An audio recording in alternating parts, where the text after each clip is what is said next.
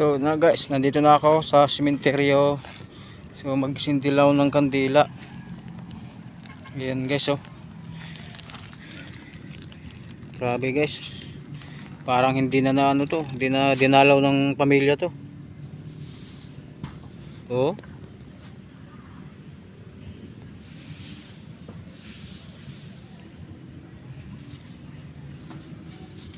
Dumi.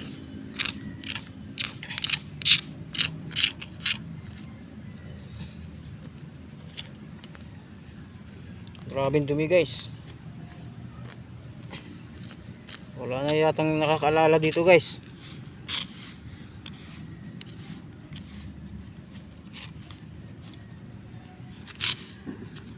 Yan. Grabing kalat guys, oh. Ang dumi.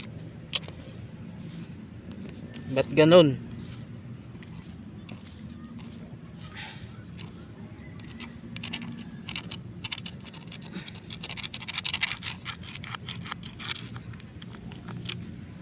Wala pa akong pangtanggal nito guys.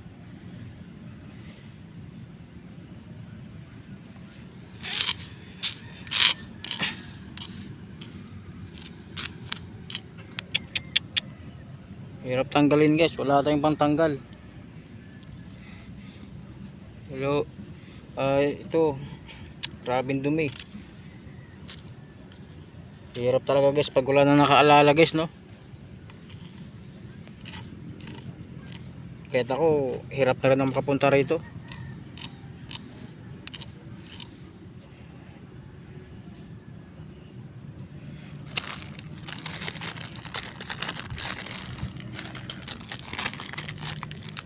Hindi mo tayong kandila guys. Ito, nabili ko lang 10 isa guys dyan sa labasan. So, sindihan na natin to guys.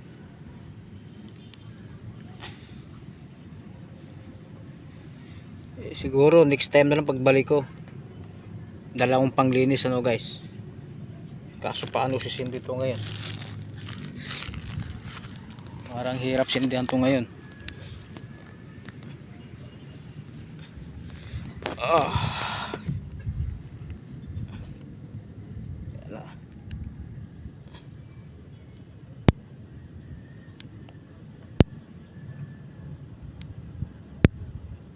Ay, huwag ka mamatay.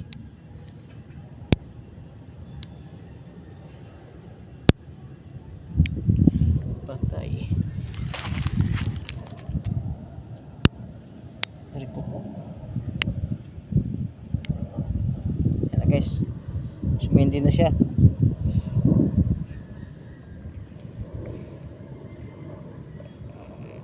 Ayan guys. So patay talaga.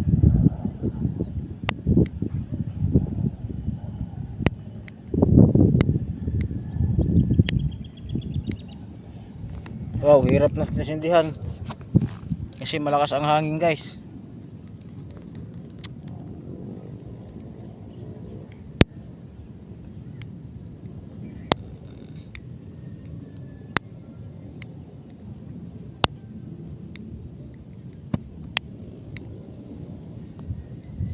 Mahangin kasi.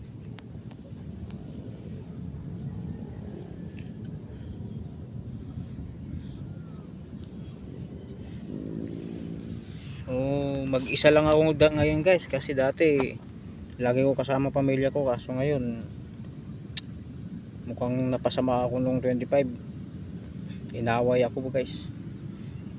Alam mo naman ako, hindi ako pumapatol sa mga ganyan. Hinahayaan ko na lang. So minasama yung pagsita ko sa kanya doon sa inuman guys. So pahiya daw, mga ganon. Problema naman kasi niya guys, hindi niya ako pinapansin. Sigaw ko ng sigaw na uuwi ka, uuwi pa ba tayo? Kaya siguro sa sobrang asar ko guys, yun, napingot ko siya. So ay, namatay na naman.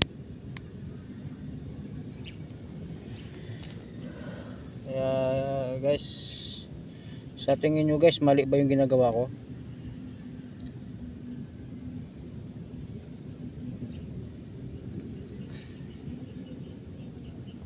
Siyempre guys, yung iniisip ko lang yung mga bata guys. Ayun naman sumama sa akin yung pauwi.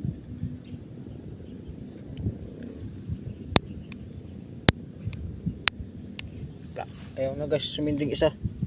Lakas kasi hangin. Ano guys, sa tanong ko lang, masama ba yung ginagawa ko? Ay mali ba?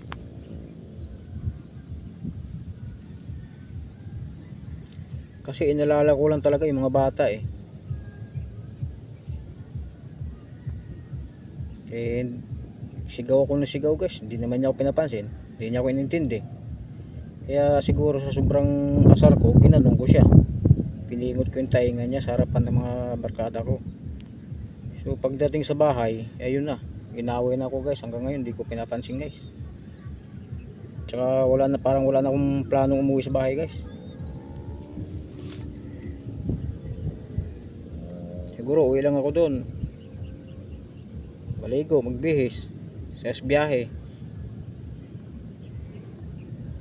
tutulog sa gabi.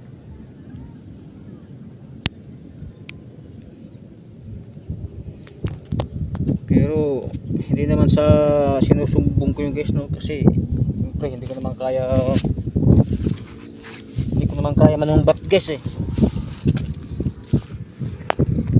Kaya dito ko na lang sa buntod ng magulang ko ano, yung hinanain ko sa pamilya ko po guys.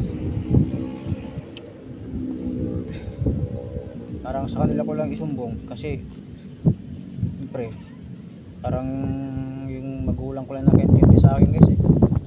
Kahit mga kapatid ko parang wala eh. Hindi naman sa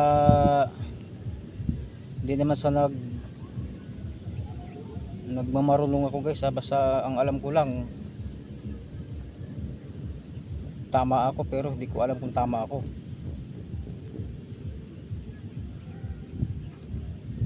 Basta sa tingin ko ako lang ang tama eh, kaso minasama nung isa.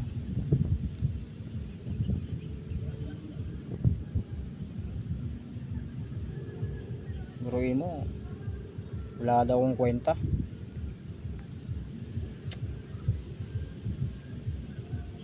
Kaya nung inaway niya akong gabing yun 24, hindi na ako makatulog guys. Ang sa akin kasi guys, ang iniisip ko yung bata tsaka yung kikitain ko sa biyahe. Kaya ayaw magpuyat guys, kasi tricycle driver lang ako guys. Yun lang namang iniisip ko guys eh. Wag lang minasama pala niya. Kaya so hindi ko kaya sa personal sabihin, hindi ko daanin ko lang dito, at saka dito ako nagsusumbong sa magulang ko. Kaya ako lang mag-isa ngayon pumunta rito para masabi ko ang lahat. So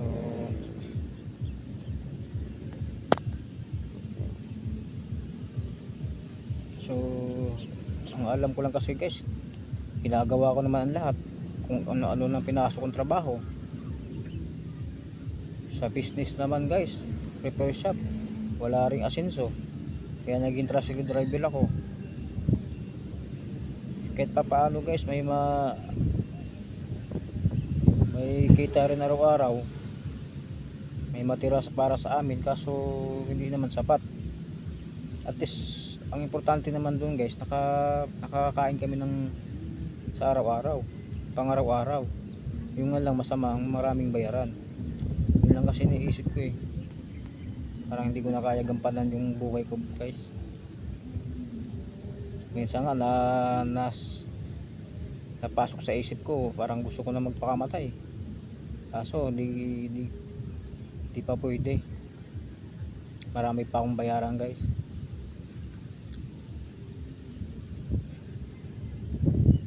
Yung inaano ko lang ngayon guys, hindi naman sa kaawaan nyo ko, inaano ko lang yung nanakit ko ngayon sa pamilya ko. Kaya ito, nagsusulo ko ngayon dito para sabihin ko sa magulang ko na kahit wala na sila, mahalaga pa rin sila sa akin, naisip ko pa rin sila. So ito guys, ang init, grabe. Tirik na tirik ang init. Sinadya ko lang talaga to. Kasi nag-isip ako nung 24. Hirap na kumain. Ganun. 25 ng hindi parang hindi yata ako nakakain. Parang walang ganang kumain. Kagabi nagpa-G-bar lang ako isang pa-G-bar lang guys ang kinain ko. Yun lang panghapunan ko. Yun, pagkagising ko sa umaga nagkape agad ako, tapos biyahe. So ngayon hindi pa ako parang walang ganang umuwi guys eh. Kaya nandun lang ako sa biyahe. Kaya ngayon naisipan ko lang dito pumunta ngayon dito. So para masabi ko lang yung mga masakit sa dibdib ko guys.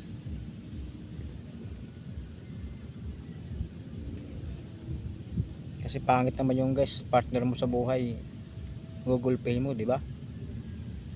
Yun ang ayaw ko guys eh. Nanakit lang ako ng tao guys kung may kasalanan, may kasalanan lang, yun lang. Kahit sa bata ko, inaamin ko guys, nasasaktan ko, pero hindi naman yung malalang sakit. Siyempre naawa rin ako guys.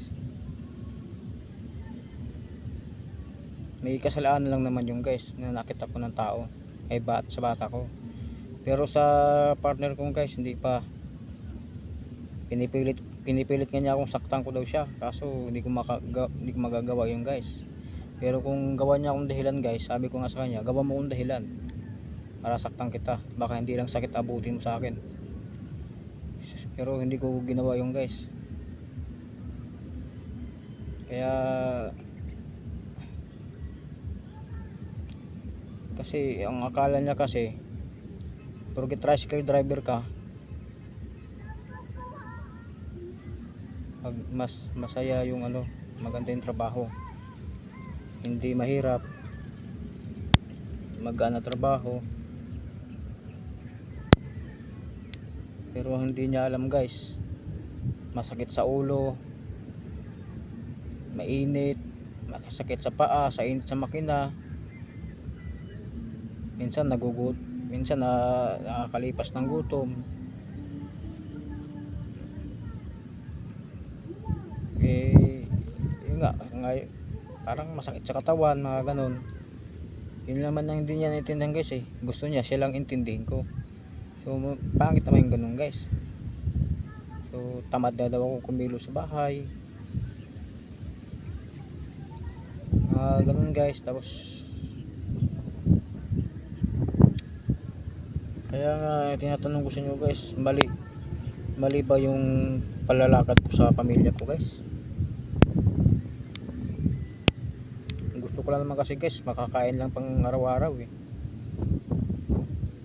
Hindi naman ako naghahangad ng pera o kita sa araw-araw, basta makakain lang.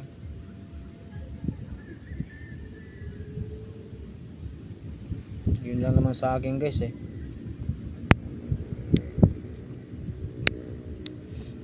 Ayun na guys, minde. Kaya so dito lang ako. Dito lang ako may lakas ng loob at idaan ko na lang sa video.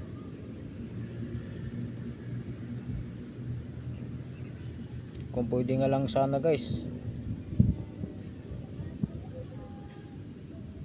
ipaalam ko na dito sa harap ng magulang ko, sana mamatay na rin lang ako guys, para di ko na maranasan yung paghihirap, yung pang-insulto sa pamilya ko,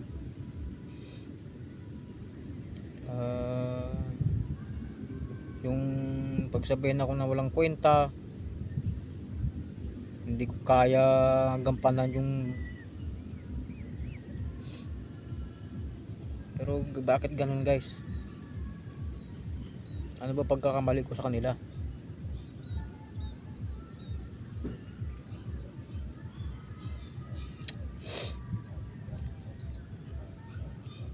Hindi ko alam.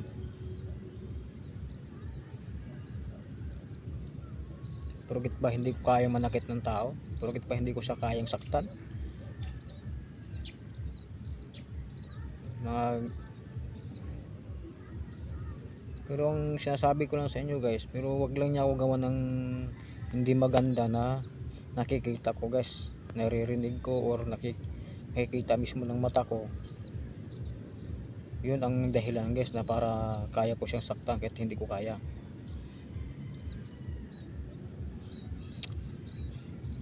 Hindi ko alam kung anong role ko sa buhay.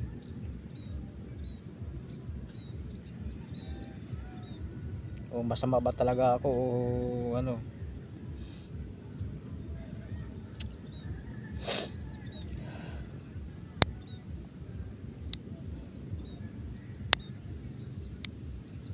Kaya sana sa harap ng mga magulang ko,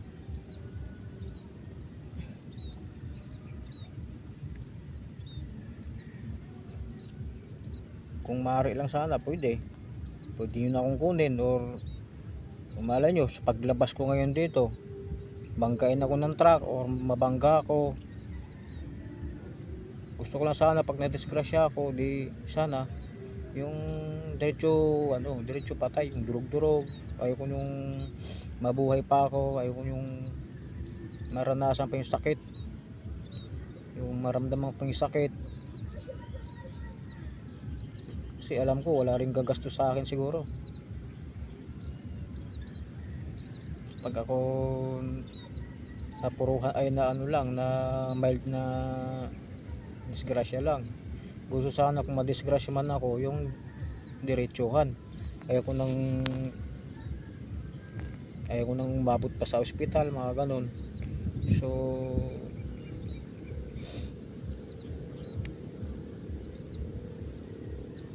tsaka pangarap ko lang sana guys, bago man sana ako mamatay, mabayaran ko yung mga utang ko. Yun lang guys ang ano ko, role ko sa buhay.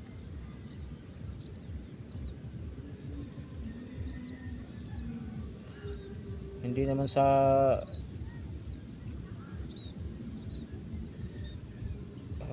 ano ba. So ito guys, ang init, grabe. Wala akong pandong, sombrero lang. Gusto ko lang malaman ninyo guys, dito ko na binunto yung sama ng loob ko sa pamilya ko, kasi hindi ako marunong makipag-away. Umiiwas ako tuwing nag-aaway kami, umiiwas ako.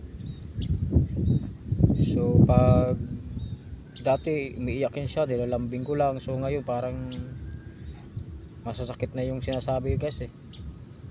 So pinagtiyagaan lang daw niya ako. So di ko alam kung paano guys ang mali ko eh, o anong mali ko eh.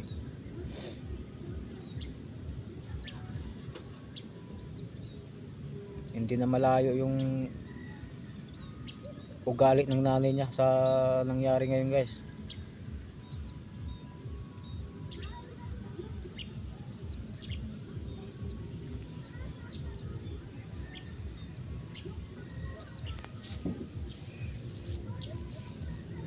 Hindi ko rin alam kung anong gagawin ko ngayon guys.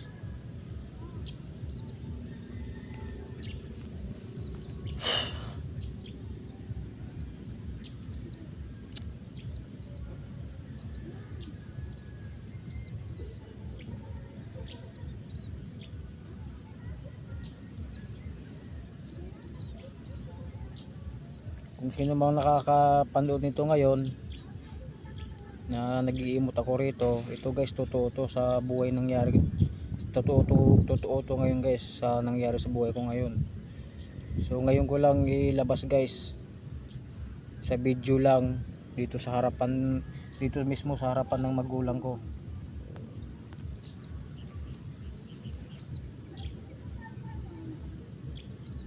Yung sama ng loob ko guys, pero hindi naman ano guys, hindi naman ako nagtatanim ng galit.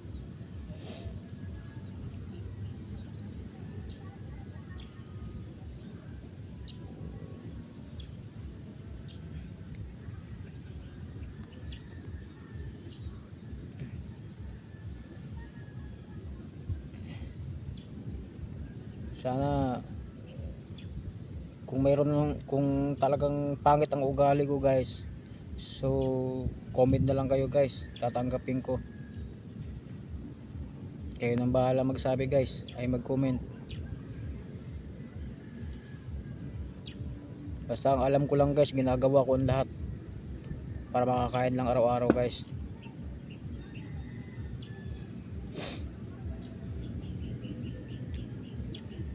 Pero yun pala, masama pala.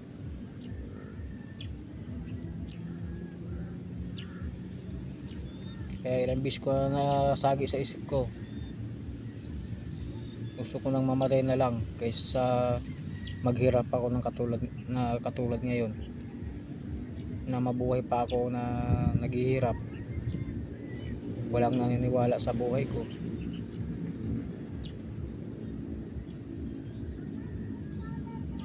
Ang tanging gusto ko lang guys, wag nyo akong kawaan. Nagsasabi lang ako ng totoo ngayon sa harap mismo ng magulang ko na nakalibing.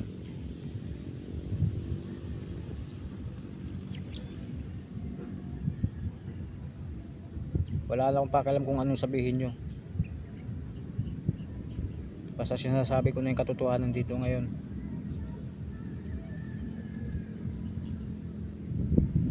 Kaya gusto ko na sana mawala sa mundong to para hindi ko na madagdagan yung pagkakamali ko. Kung ganun ba talaga sa tingin sa pamilya ko na masama ang ugali ko, gusto ko na sana tapusin guys para hindi ko na madagdagan. Naalay nyo guys, sa araw na to ngayon,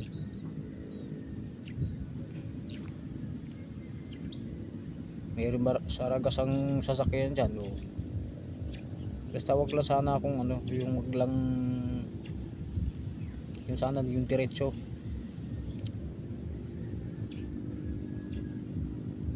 So guys, masakit na sa katawan sa init. Pasensya na sa lahat ng mga ko, pero ako yung nagsasabi lang ng totoo. Kung sa tingin yung masama ang ugali ko, comment lang kayo guys, at sana mapanood yung buong buo yung kwento ko,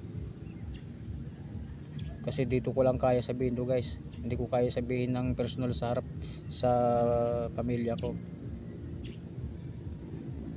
Basta yun lang sana yun lang ang nyo guys. Sana bago man sana ako mamatay, mabayaran ko lang mga utang ko guys. Tapos basta yun lang guys.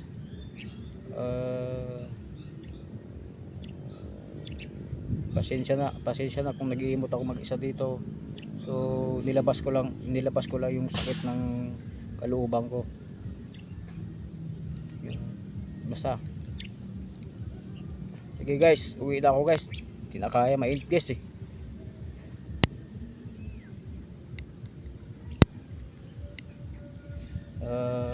So magpaalam na ako. Mapa, sana Merry Christmas, Happy New Year. Sana sa next time kong punta, makapadala kong panlinis dito para malinis man lang kayo. So pasensya na rin kung hindi ako gaano pupunta na.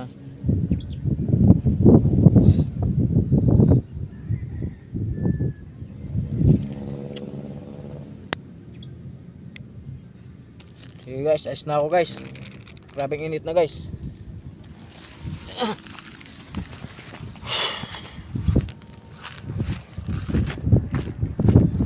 Kaya ako lang mag-isa guys.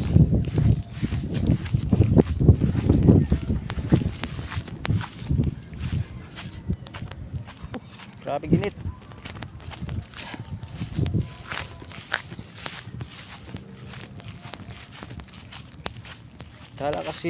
Kala kasi ng partner ko guys, madali lang maging taxi driver guys. Yan, hindi niya alam, marami akong hinanaing sa katawan ko guys,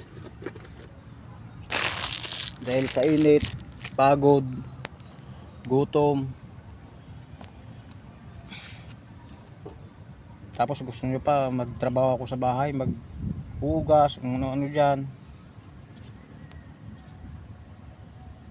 Sana naman maintindihan naman niya. Kasi hindi naman lahat ng tricycle driver maganda lang, ay maganda yung ano, diba? Yung yun lang kasi pagkakaalam niya eh. Hindi niya kasi niisip yung mga tricycle driver, mahirap din.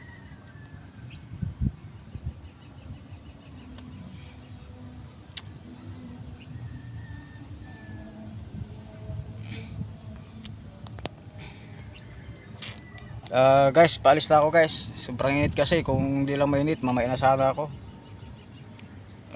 Pasensya nyo na yung pag-iimot ko. Pero nagsasabit ako ng sama ng loob. Ayan guys, paalis na ako. Salamat guys.